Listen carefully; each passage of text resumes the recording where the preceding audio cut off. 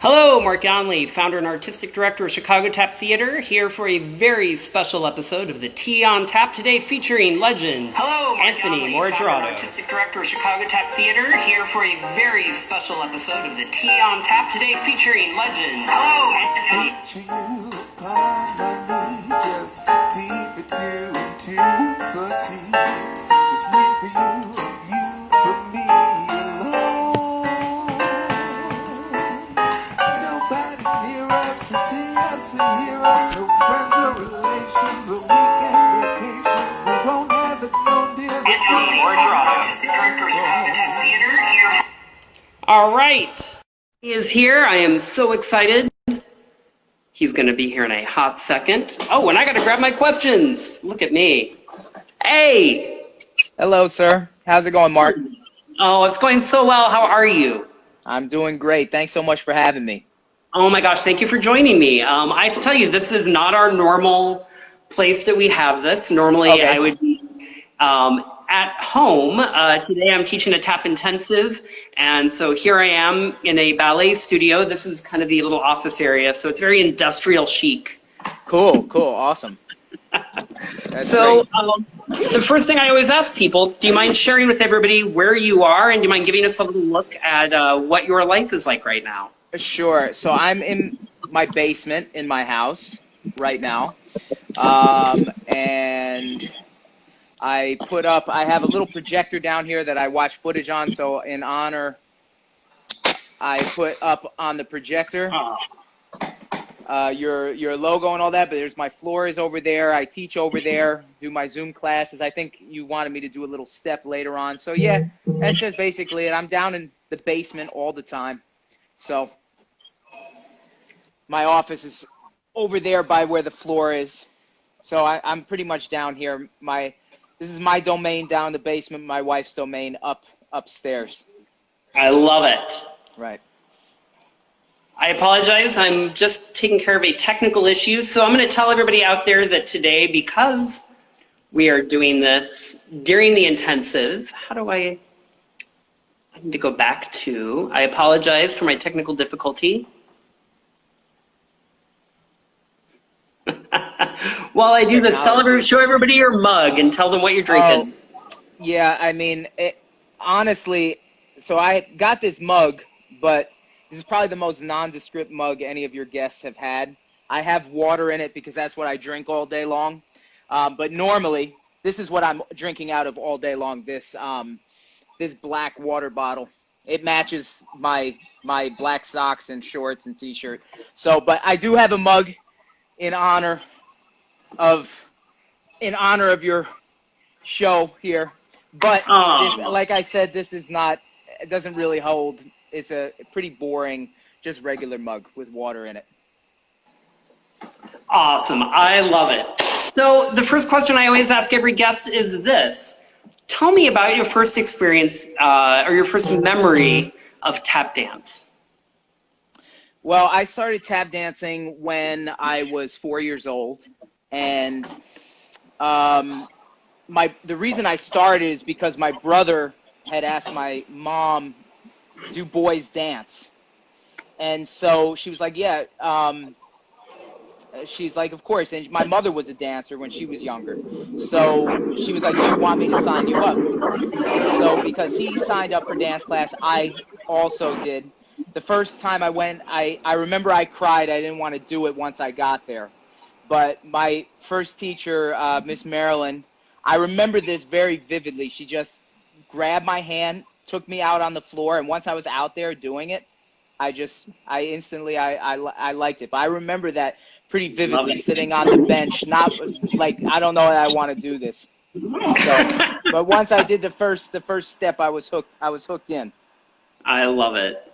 Who were your primary teachers growing up? And if you know, who are your teachers' teachers? Right. So my first teachers, their names are Marilyn D'Amelia, Chris Pantalone, and Barbara Prejeant. They were my first tap teachers that I had at the dance school that I went to. And their teachers were also the owner of the studio, Eleanor Leonardi. But Chris also studied and assisted quite a bit with Debbie D. Oh, sure.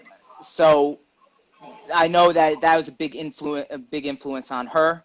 And then when I was 15, I began dancing in Mike Minery's tap company, and that was pretty formative for me in terms of training. And Mike's big influences were from dancing with Heather Cornell in Manhattan Tap and New Jersey Tap Ensemble with Deborah Mitchell. So that's kind of a little bit of where my first 10 years of dancing was very much a dance studio training to some degree. And then when I, in my teen years, started getting into whatever you want, rhythm tap, if you will, whatever you want to call. So a little bit more, delving more deeply into that. Very good. You know, just as a side note, it's an interesting debate happening in the tap community right now about the utility of the term rhythm tap versus musical theater tap. These terms that I think had always kind of been established ways to delineate styles, we're now realizing maybe are not as helpful and in fact might be detrimental to the growth and development of the art form. So for anybody watching that's interested in that, it's a really interesting rabbit hole to go down. I really would recommend looking into it, because I feel like it's the future, this kind of figuring out what we want to be called and what that means to us as a community. Is there anything that one of your mentors said to you growing up that has stuck with you and that you find yourself returning to?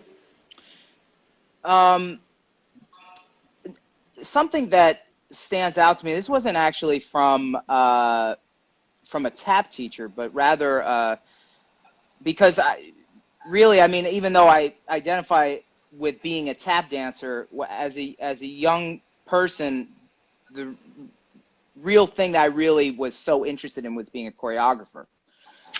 So being, you know, I mean, of course, I love tap dancing and being a practitioner of tap dance, but that really was the thing that really attracted me to dance in general, was creating, being a dance maker. And I had a mentor in college who had said to me, I was worried about running out of ideas or repeating ideas with something. And I remember her saying to me, and this comes back to me all the time in different ways, that every dance that you make is just a lab for the next dance that you make. And that in some ways was very freeing. And in that, I found my love of processes. I'm really, I just love being in process, in practice of making something. The product is nice. You know, it's nice to come up with a nice thing that you can point to. I made that. But for me, the real joy and the real passion is in the process. And that thing that she said to me almost gave me the permission to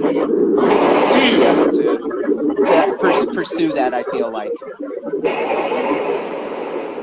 I don't know if you could hear, that was the L going by. We're in Chicago. Oh, okay, cool. Yes, so you'll hear that every now and then. Nice, cool.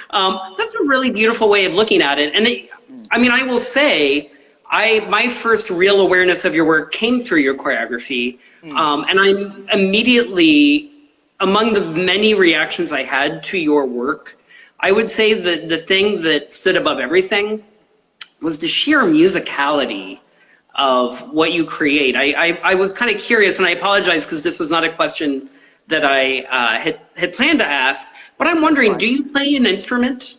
Or did you grow up learning an instrument, or is that musicality all just from your experiences with tap dance? No, I didn't. I have never played another instrument. I've always had a passion for wanting to learn to play the piano, which I hope will be something that I will still do, but I haven't gotten around to it yet. But I think maybe it's an overcompensation in some ways, because as a young tap dancer, I wasn't, you know, my training was more in learning vocabulary, learning steps. And so I wasn't really, you know, aware of the whole music, how important to think of tap dancing as an instrument. And when I started dancing with Mike when I was a teenager, I started performing with musicians, live musicians in New York, the best of the best. I realized, rather quickly, even though I was young, how much I didn't know about that. And so then from there at 14, 15, I just immersed myself in music. And I studied a little bit of music theory in high school. Every opportunity I get to listen to music, I think so. I think because I felt like I was behind in some way, I feel like I was, from that day even till now, I'm just doing as much as I can to continue learning about music. So I don't know if that has something to do with what you're asking, it permeating itself in the choreography, but it's something that definitely has always been on my mind, that like I don't know as much about this as I should. So therefore I should continue. I need to really continue working in my my understanding of music from a theoretical perspective, as well as an expression of who you are as a person. I love it.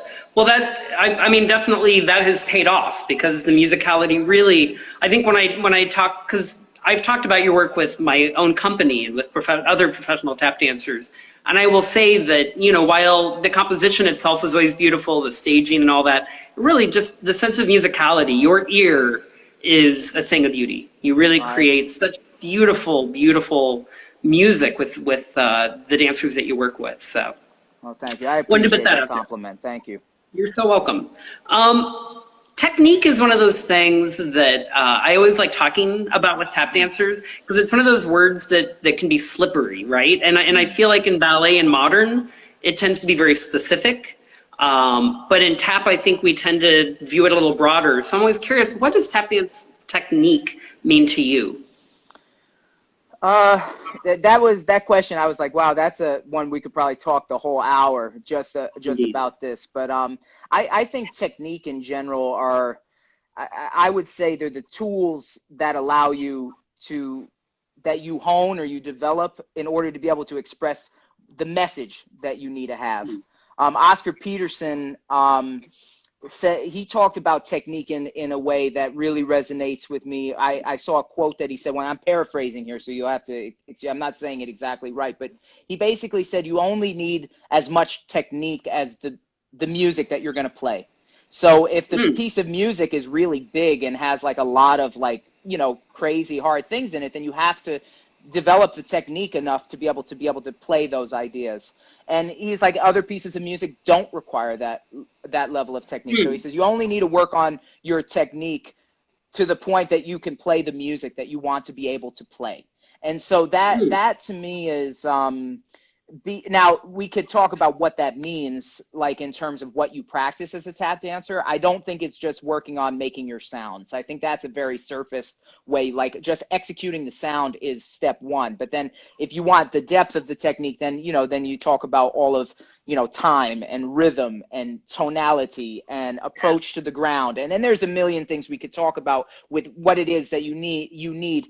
And then I think the other part of it that's interesting is that you're not necessarily thinking about each one of those elements in isolation, but using several of those tools. You draw on them all at one time, which that's what I think makes tap dancing really difficult, is that you have to be juggling essentially 9 technical things all at once, all while making it look, simple or easy or, whatever the case may be. So technique is definitely an interesting one, I think, to get into, but that's a little bit how I think about it. I don't know if that's right or if it's wrong, but that's a little bit my reaction to it. That's awesome. I love that. I love how every single person I've interviewed has had a slightly different answer, and I think that's reflects tap dance, right? I think that's what's cool about it. I know that you're on the younger side, so this may not be as relevant. Have you had to deal yet with a major injury of any kind? And if so, do you mind sharing about that a little bit? I have had problems with my left hip. I injured it pretty badly in one of those scenarios where I was falling, and rather than just let myself go down, I did one of those real dramatic jerking motions that if I had just let myself fall, it would have been not as bad. So I have some issues with my left hip, and a little bit with my right calf on and off for 10 years. I strained it pretty bad 10 years ago. And so once in a while, like, and I can feel it coming on, I have to be really kind to my calf. But luckily, I haven't had, the hip kind of took me out for a couple of months where I really couldn't do much for a couple of months. But aside from that, like nothing major or catastrophic, knock on wood, you know, yeah, to this point, just minor things. That's great. You know, I always point out, I ask that question because I think it's so important for everybody who watches these interviews who are tap dancers. Mm-hmm. I think there's something comforting and maybe inspiring about hearing the people that we look up to, the people that we look at as kind of masters within our form, knowing that they've gone through injuries and come out the other side and are continuing to dance at a high level. I think that's something that we all need to hear once in a while. So that's why I always ask that question. Absolutely. Do you think that your tap dance style has been influenced by your regionality? Do you think being from the New York, you know, upstate New York, and then certainly being close to the New Jersey area, you know, to me, there's definitely a New Jersey style of tap dance. Mike Minery and Jason Janis, when he was younger, especially, like there was an upper body thing that I used to always notice, kind of I used to call it the Jersey bounce. I'm wondering, do you think that there's any kind of regionality to your dancing, or that it's influenced you in any way? I think because I'm from Albany, New York, which is about 2.5 hours north. Directly north from New York City. And I think that being close, you know, it was important for me to be close to a big city where I could go and be able to train with other dancers outside of my studio.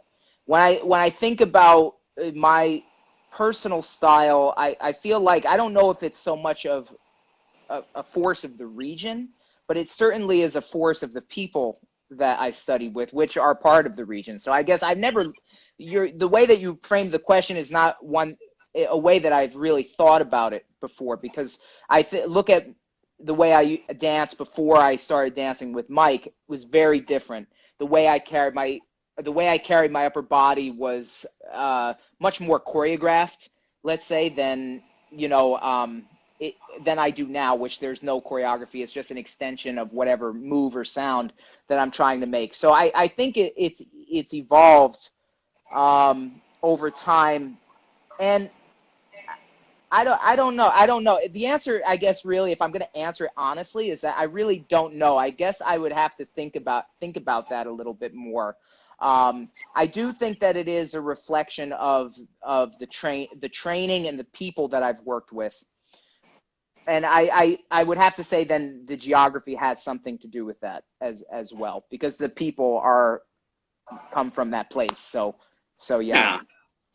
That's lovely. So tell us about AM Dance Productions. And then while you talk about that, I'd also love to kind of hear just about generally entrepreneurship in dance, and being a dancer and making opportunities and becoming a producer, and kind of a big question there, but I'd love to hear you talk about that.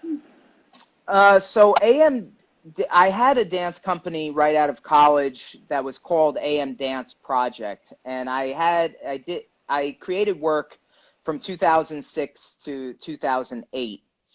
And what had wound up happening is, you know, being that I was 22 years old and didn't really know what the heck I was doing, and like, you know, in terms of like the business side of operating a dance company. I mean, I didn't know artistically what I was doing neither, probably at 22 too. You know, it's like you're learning, a lot of that is like an education all of in itself. When you, you know, you can go to school for dance, but like really actually putting on the show and like renting a theater, hiring a lighting designer, hiring dancers, booking studio space, creating a budget, all of those kinds of things.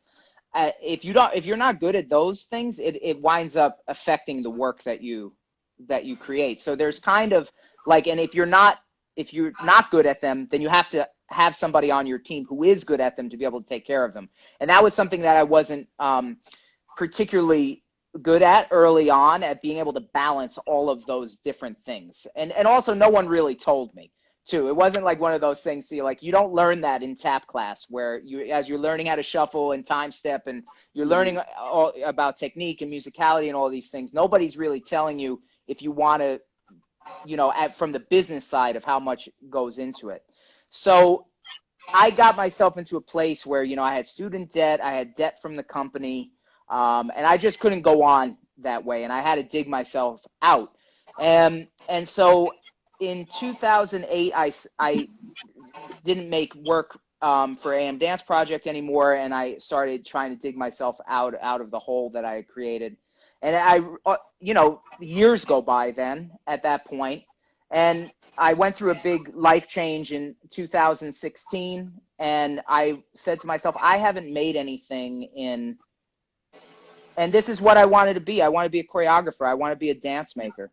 I haven't made anything in almost a decade. And so then I started AM Dance Productions, and very consciously have made at least one project a year. In 2017, I did a live stage piece in New York that was 4 modern dancers, 1 tap dancer, which was me, and 4 musicians.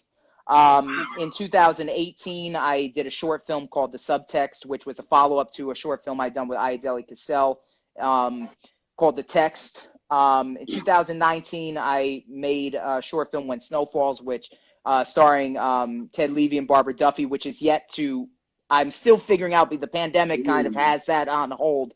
But that's set at Christmas, a holiday short film, tap dance, and that we did. And then 2020, I was planning on doing another short film, but the pandemic kind of has that on hold, starring Luke Hickey and Elizabeth Burke. Great. So, yeah. So, and then, during the pandemic, I produced 16 concerts in my house that were 1-take short films. That was kind of me revisiting Flood, the piece that I made in 2017. So those are kind of the pieces and the work that I've done with AM Dance Productions. Those projects and those things that fly a little bit more under the radar with the things that people like maybe see me doing on Instagram or on social media. Those things are a little bit flying a little bit more under the radar, but they're things that are really important to me in terms of just art making in general, the collaborative process, and also the interdisciplinary conversation between tap dancing and other styles of dance or film, or with just with other disciplines that can enhance what it is that we do as tap dance artists. Beautiful.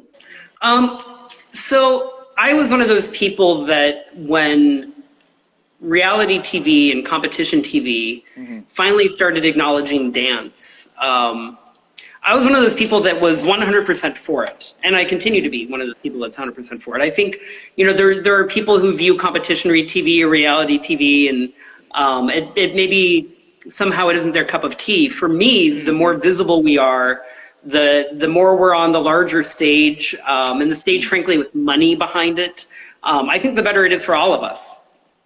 And yet, the frustration for, I think, myself and many people who were watching So You Think You Can Dance for so many years was that while they would certainly have contestants that tap danced, once they were on the show, they never addressed tap dance again. It disappeared. Right. Elevated train. Yeah, I hear it coming. That's verisimilitude, right? That's how you know it's like real gritty Chicago. Right, yeah. I like it. Right? I know, I love it. It's really fun when teaching because it really gives you that feeling. So I remember distinctly, 2015, 2016, when I finally saw a piece of tap choreography on that show with the contestants doing it. And I remember that it was revelatory for me because it was like, finally, we are invited onto that stage and they are representing tap dance and giving tap dance a platform. Tell us a little bit about how that all came about, how you found them or they found you, and then the actual process of creating tap dance meant to be seen on national TV versus meant to be seen on a stage in front of a strictly live audience. Okay, that's a lot of stuff. So let's start with how. I mean, my whole feeling was for years that I was upset as somebody who trained in not in every style of dance, but trained in modern dance, in ballet, in jazz, and of course tap was always the thing that I loved the most, was nearest and dearest to my heart.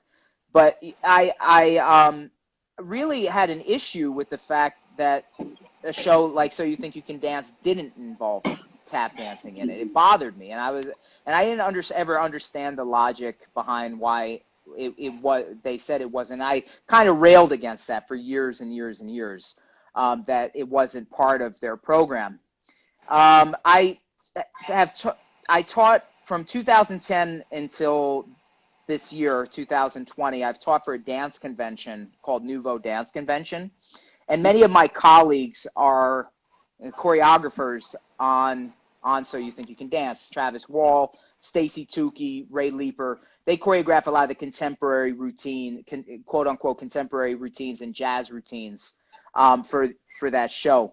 And so in 2012, I was a guest for Stacy's dance company in LA. She had me.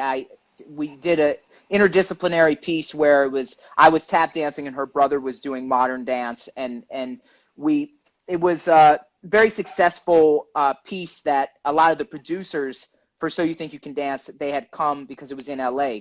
So it's like one of those things that, like, when they were having the conversation in their production office, the way that I imagine it happened was it was 2 months after they saw the Stacy show, and they were like, they were looking to hire someone, and a lot of times these things happen by proximity. You know, we like, okay, Stacy used that guy. We liked what he did in that show, so we're going to give him a call and see if he's interested in it. And so when they called me, I kind of said to myself, well, I've been complaining about this for however many years that tap dancing hasn't been a part of it. If I say no or don't do it, then I really don't have any right to complain anymore, because they're extending themselves to asking. My reservations with doing it come from the fact that it's a difficult medium to bring tap dancing into. The floor is not ideal. It's not a wood floor. It's in a room that, like in a television studio, where the acoustics are just absolutely atrocious. And, you know, we know that, you know, part of the success of what we do is the beautiful marriage of sound and movement. And when any of those things are messed with, it doesn't matter how great the dancer does or how great a piece it is. If in the performance of it you can't master those elements, then it doesn't. So I was nervous that we would get in a position where those things wouldn't come through. And there's other challenges. There's only a 90-second piece, you know, very short. So when you're talking about if you want to do something in a jazz form, you know, what are you going to get? Like a chorus, and then that's it. Like you get the head, and we're just ready to go, and the piece is over with. So there's challenges there. There's challenges in the sense that it's not, when you're creating a stage piece, everybody's kind of in the room together collaborating, whereas with that environment, everyone's kind of creating their little piece in isolation, and then everything kind of comes together at the end, and you hope that all the pieces kind of fit together. So it's like sometimes they do, and then sometimes because of the speed of which you have to do it, the dancers only have 6 hours of rehearsal. Tap might not be their first thing. So there's all these obstacles, but I mean, part of it is I relish something that is a phenomenal challenge. So it's challenging, not in the ways that one would maybe ordinarily think, but there are a lot of challenges in creating choreography for that particular media, and then also doing right in the eyes of your peers. You know, that's the other challenge too. When you're up against all those obstacles, you want your peers to not think that you're doing a disservice to the art form, or doing something that, you know, yeah, something bad or counterproductive for tap dancing. So that's another, another fear or worry. So I had all those reservations going into it, and sometimes it's been more successful than others depending on the situation. But in the end, I can only do with it, as much as as I, it would allow. How did what were your solutions for the sound issue? Did you mic the individual, did you put a contact mic down by the shoes? Did you mic the floor? So, yeah, so the dancers wore lavalier mics on both tap shoes. So they would have one running right, one left. And then that was also interesting, really interesting in terms of costuming, because that's such a big thing in television. They have these like days where like a whole day is like, while stuff is going on stage, they're like doing this like fashion show, like pretty much of different like costumes that they're wearing. And so, they don't want these, this wires to be showing and all of this stuff. So, but the costume designer, Marina, who has worked over there and on many television shows, she's just so great at being able to really cleverly disguise the wiring into like a especially if the girls are wearing a dress or something like that, so that the way she figured out all kinds of ways to be able to do that. But like, to me, I've only ever performed in a black t-shirt and black dress pants, so I'm just like the wire is completely hidden by the pants, and it's not something I think about. Like, I wear black shorts and black, I mean, so like, to me, that's like a really foreign, like, where they're asking my opinion about this, and I'm like, yeah, you're the expert. I was like, you're the expert on this. Like, I'm deferring to you. I said, my expertise is in trying to, make the dancers, look great in doing the routine and giving them the best that they can to be able to pull this off in such a short amount of time. But that's one thing. And then it's, how that is, like when you have a sound check, you have to wait until you get it right. And sometimes, the contestants are only allowed, like, each contestant has to get the same amount of time, because by law, if I'm on stage for 45 minutes fixing the sound, then that means all the contestants need to get 45 minutes for their routine.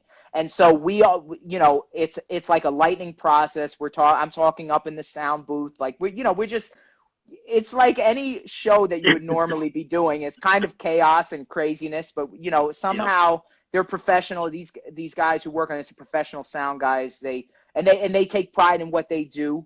So they want it to be great too. So that's something that is a source of comfort for me, to know that in the end we'll get some sound that will work. But it always is, I'm always holding my breath every time. I've had that feeling of being in an audience when a piece of mine is going up, and feeling that nerve of, are the dancers going to nail it, or the tech issues all going to work out. I can only imagine the pressure of sitting in the audience of a national TV show with knowing that millions of people are watching, waiting for your piece to happen. What is that like? It's not something, that part of it, like, my mother always tells me how good the other choreographers looked on television. She'll always be like, Stacy looks so radiant tonight on television. And I'll be like, well, how did I look, Mom? My nephew will like send a screenshot of me like sitting there. And it's not like really my cup of tea. I'm a behind the scenes kind of guy. Like I told you, I'm a process guy. My joy is in the process of being in the room with the dancers, of finding solutions to problems.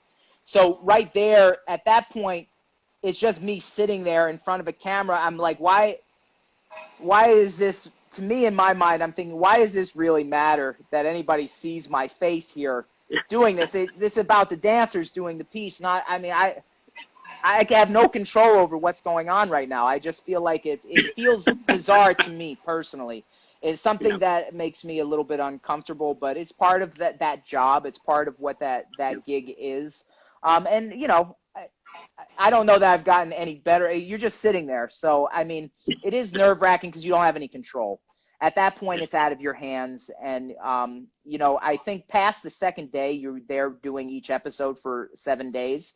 Past the second day, I kind of more turn into a cheerleader and a psychologist and a coach for the dancers because, you know, they're like, you know, week after week, and sometimes they have 4 duets that they're learning, 2 group pieces. Like, it's just like it's a lot on them. And sometimes you just, you know, your humanity has to kick in and just be like, these are 18-year-old kids, 19-year-old kids who are, you know, being expected to go out in front of a million plus people audience and deliver this choreography having limited rehearsal. So I view it as I want to be there to support these dancers, to make the dancers feel good about what they're doing on stage, for them to be proud of what it is that they're presenting, that they feel comfortable and proud. And so that to me is just being, you know, being there for whatever they need. It's just like me just you know, just being a presence there in that way at that point. Once the choreography is finished, because it's finished rather early in the week, so they can work on it and practice it. So that makes all the sense. Right. So I'm going to jump over. I want to talk a little bit about another project of yours. I want to talk about Operation TAP.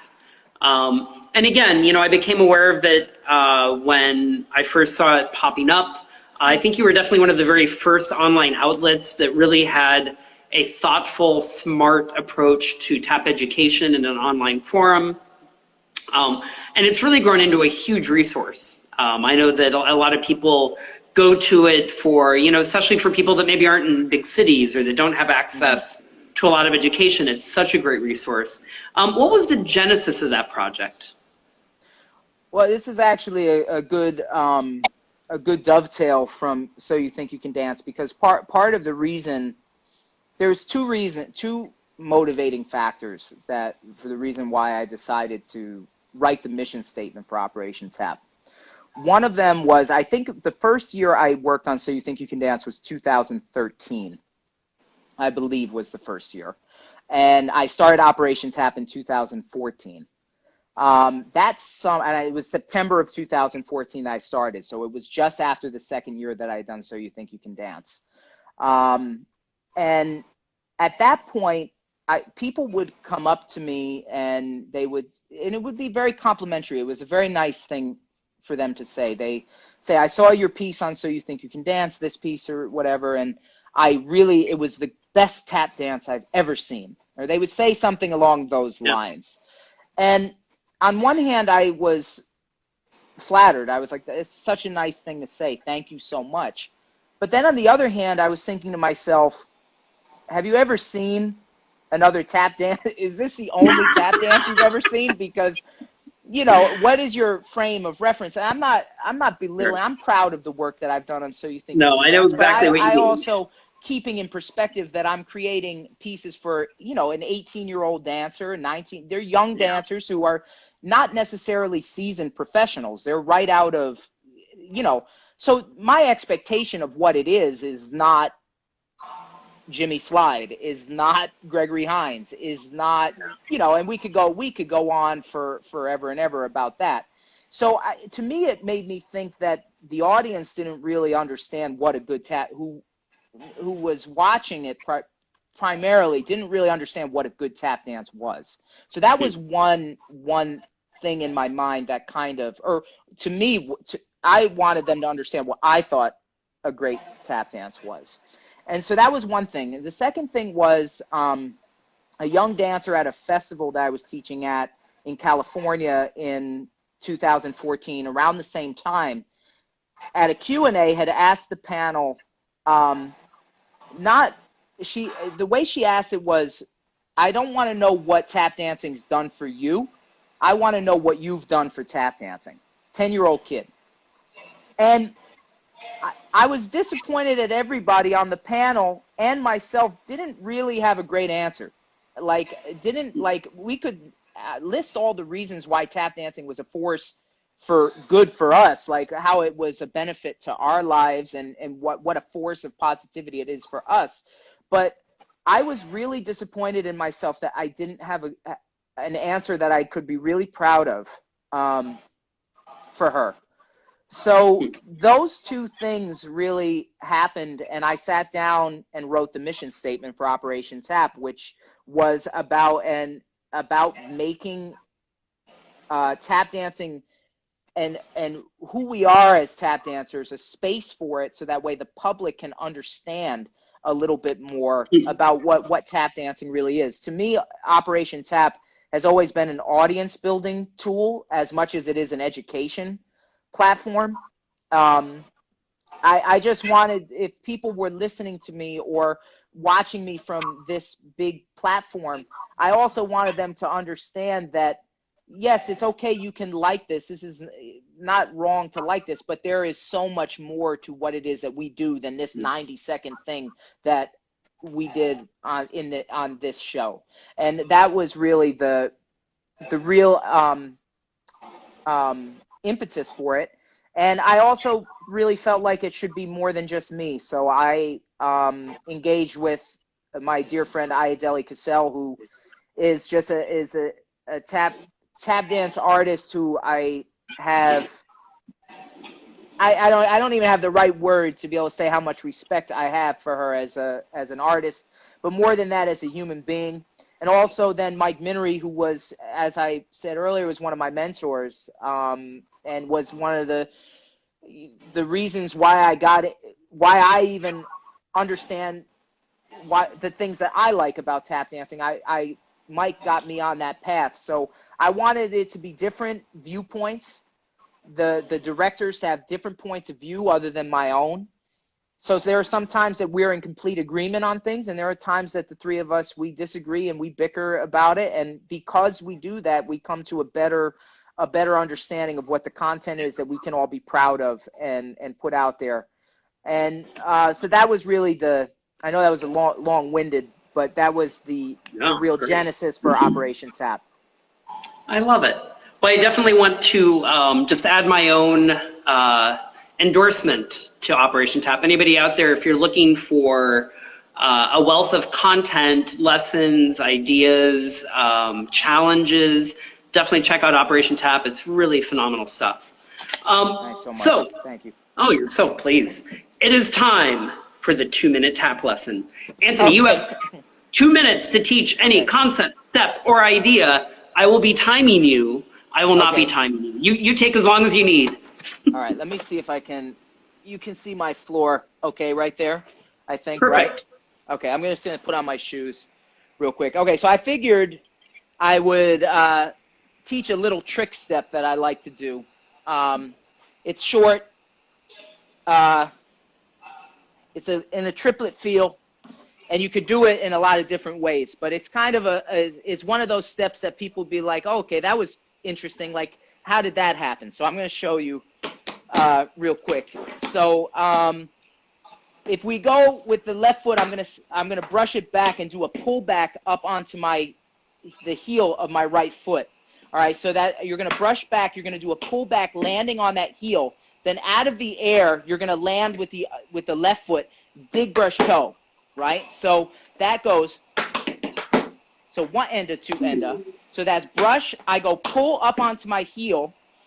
Out of the air, let gravity be your friend, dig brush toe. That's something I tell dancers all the time is if you go up, you're going to have to come back down. So let gravity assist you rather than make all the sounds coming out of the air. So you're going to say one, so one and two and from here I go toe, toe, ball, heel. So that's 1, 2, 3, 4. And from here I say dig, brush, heel, back with this right foot. So that's brush, pull, dig, brush, toe, toe, toe, ball, heel, dig, brush, heel. From there, then you get the rest of that bar to rest, and then you're gonna reverse it to the other side. So when I put it together, it goes like this. We say 1, 2, 3, 4, 1, 2, 3, 4, 1, 2, 3, 4, 1. Now, there's other ways you can do this. You can do this crisscrossing, which makes it even fancier. 1, 2, 3, 4, 1, 2, 3, 4, 1, 2, 3, 4, 1, 2, 3. Then you can turn and crisscross 2, 3, 4, 1, 2, 3, 4, 1. So there's different ways you can go about this step. All right. I give this one a lot of times to dancers that are saying that they want to have a challenge. So this is, it's a short little ditty, but when you do it, it's supposed to be done at this tempo, like about here. 1 2 and D E E. 1 2 3 4 and 1. Crisscross 1. Crisscross. Crisscross turn. Crisscross turn. And that's a little step. One more time, broken down. Brush, pull, dig, dig, brush, toe, toe, toe, ball, heel, dig, brush, heel. Brush, pull back, dig, brush, toe, toe. Slowly, 2, 3, 4, 1, 2, 3, 4, 1. It's harder to do slow, which is one of my theories about every tap step. Is always harder to do slow than it is to do fast. So, yes. I don't know, was that 2 minutes? That was perfect.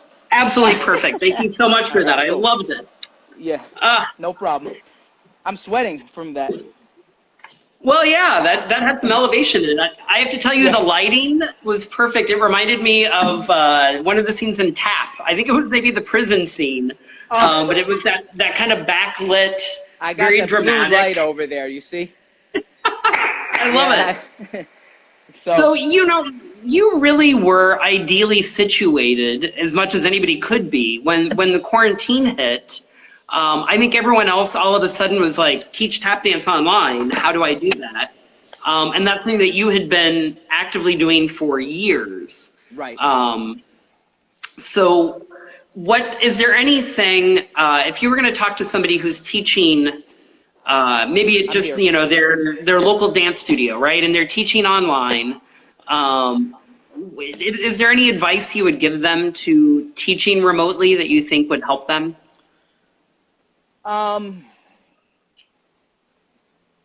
Yeah. See, my wife owns a dance studio, so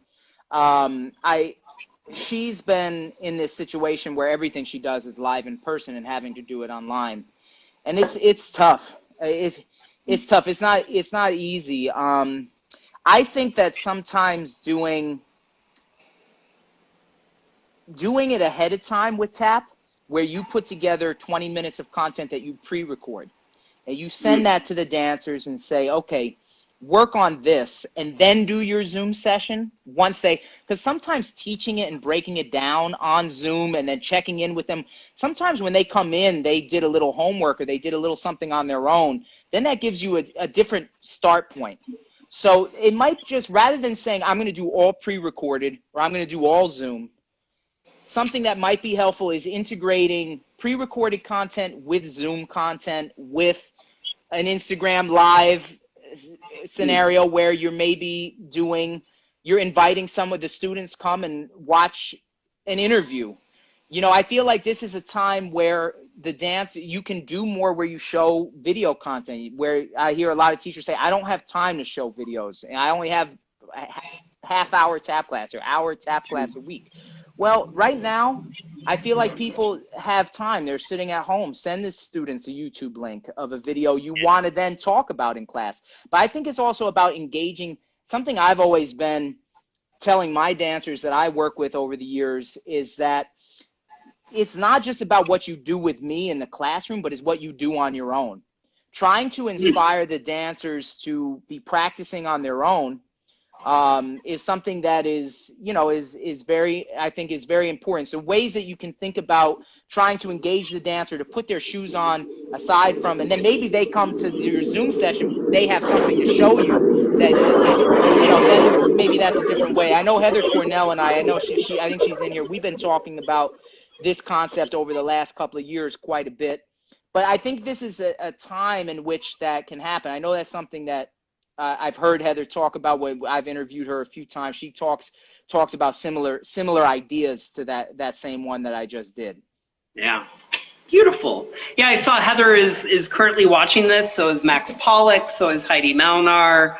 I saw Barbara Duffy. I just want to say hi, and I apologize if I didn't see anybody else, but often people have kind of funky Instagram names, so I don't know who it actually is until afterwards. Right. But hi to all of you. Thanks for joining us. So, Anthony, it is time for Rapid Wrist. There's going to be 12 questions asked quickly. These all have short answers. Are you ready? Yeah, I'm worried about this. This has been making me anxious. I can I saw understand. those questions and I was like, oh man, I was like, yeah. All right, go ahead. Here we go. 1. What brand of tap shoes do you wear? K360 Capizio. 2. Taps, tight or just a little loose? Tight. Favorite song to tap dance to? I love Gregory Porter's tune "Time Is Ticking." I love it. I adore it. And I think right now in this time of the quarantine, like, I mean, just, I don't know. It just speaks. It always has spoke to me every time I've ever heard it. Yeah, his voice. Ugh, I love him. Yeah. Favorite composer? I love Bill Evans' compositions. I love all his tunes that he wrote, his originals. But I mean, Duke Ellington too. I mean, like, I don't know. I mean, I could list a bunch, but those, yeah. Anthony, do you know who Bill Evans, the modern dancer and tap dancer, is? Yes. So I do. I danced for Bill for 7 years. I was in his company. Okay, and you know, cool. in the 70s, Bill did a series of concerts touring with Bill Evans, the pianist. I did not know that. That's really cool. Isn't that cool? I love Bill Evans. I just actually finished reading Bill Evans' biography. It was really interesting. You know, to put together that information with the music that I've been listening to for a lot of years. Love it. Question 5. You're in 4/4 time. Do you count in 4s or in 8s? 4. 6. Favorite tap dancer to watch who is no longer with us? Oh man, this is such an unfair question. I mean, That's what makes it fun. It's such a cop out. This is gonna be, everyone will be like, oh, that's. I mean, Jimmy Slide. I mean, I'm gonna just say today it's Jimmy Slide. That's who I feel today. Well, if you thought that one was hard. 7. Favorite living tap dancer to watch? Oh man, this is really cruel. Yes, it is. I'm gonna just say Ayadeli Cassell, my Great partner choice. in crime. Yeah. Favorite choreographed tap piece you've ever seen or done? I just adore the Miller Brothers and Lois Miller Bright. Their piece from Heidi Ho. I did a tribute piece to that. So You Think You Can Dance in 2015. It's just everything. It's just everything. It's got it all. It's got everything in it. It's a phenomenal piece. 9. What single tap performance that you've seen personally, in person, do you remember the most vividly? Seeing Gregory Hines in my hometown when I was 10 years old is the most important moment of my young life, to know that I want to do that. I want to do this. Yeah. Yeah. He was electric live. Yeah. 10. You can go back in time and see any one tap performer or performance. What do you see? I think that I would want to see Baby Lawrence. I would want to see Baby Lawrence live. Yeah. I don't. There's so many that I want, but I think that if I had to, I would love to have been in the recording studio when Baby Lawrence recorded his album Dance Master. That would have been something. I just think it's so frustrating and fabulous that there's no footage of that. We have just to hear it, but I would have loved to have been present during that. Yeah. 11. What tap dance would you most like to see added to the tap canon?